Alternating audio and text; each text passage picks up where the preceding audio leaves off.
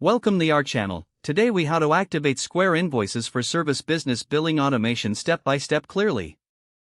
To activate Square Invoices for service business billing automation, start by navigating to the Square website. Log into your Square account using your credentials. Once logged in, locate the Invoices section in the main dashboard. Click on Invoices to enter the invoicing feature. If this is your first time using Invoices, you may need to enable the feature. Look for an option that says Activate Invoices or Get Started. Follow the on-screen prompts to set up your invoicing preferences. Select your business type and input any required information about your services. Next, customize your invoice settings according to your branding requirements. You can upload your logo and choose color schemes that reflect your business. After customizing, proceed to set up payment options.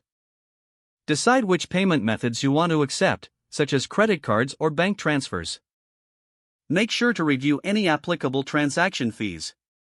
After configuring payment options, you can set invoice reminders. Choose how often you want reminders to be sent to clients before payment is due.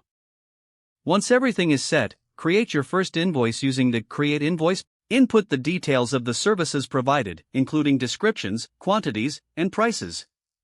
Review the invoice to ensure all information is correct. You can also add notes or terms if needed for your clients. After confirming all details, send your invoice directly from the Square platform.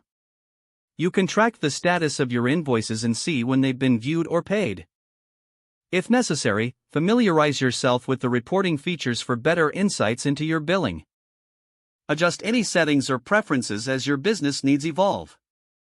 Now your Square Invoices are fully activated and ready for billing automation.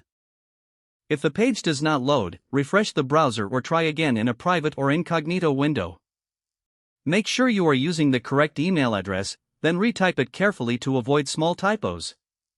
If your password is not accepted, use the reset option and create a new strong password you can remember.